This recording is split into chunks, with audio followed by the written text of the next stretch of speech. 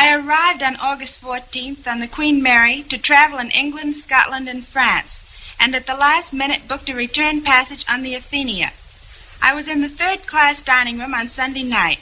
I had been dreadfully sick all day and had just finished a very light supper when the man next to me said, "I think I'll set my watch."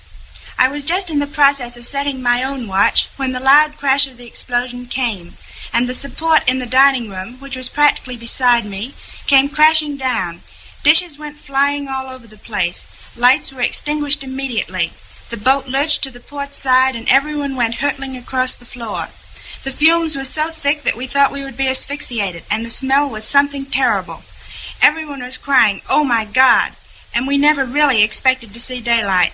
Somehow, I will never know how, I reached the stairs, being separated from my friends in the meantime.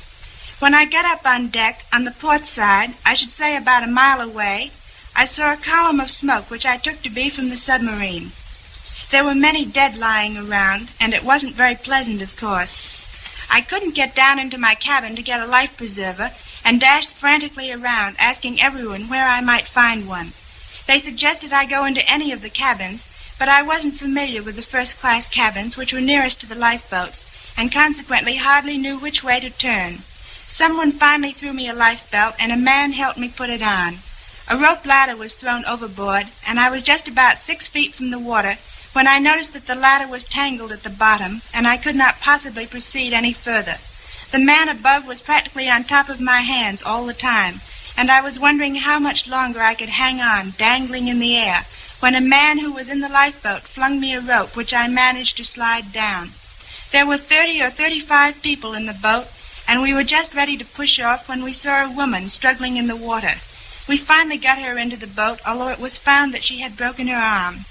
As we were pushing off, we saw several women coming down a rope ladder, but they slipped right into the water and I suppose were dashed against the side of the boat.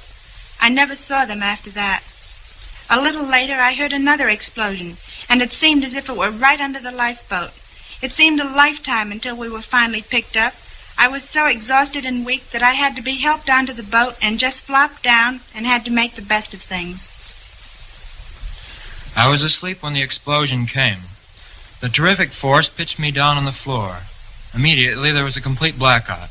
I couldn't see to collect anything, not even my life jacket. I distinctly remember hearing 2 detonations almost simultaneously. I found my way out of my cabin and started the struggle to get on deck. I have in mind a general impression of wrecked and distorted steelwork and splintered wood, an awful sound of rushing water and almost overpowering flames.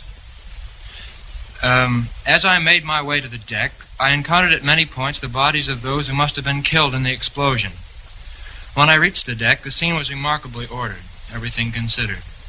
Those who could made their way to their boat stations, but gradually, as the boats were slow in being cleared, there was a series of rushes between boat stations.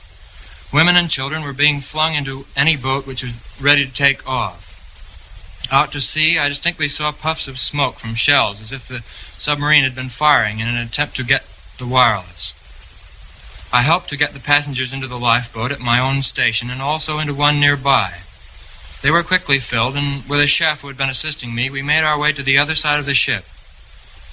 Most of the lifeboats seemed to be away, but looking over the rail, we were hailed by a boat which was being lowered into the water and told to jump.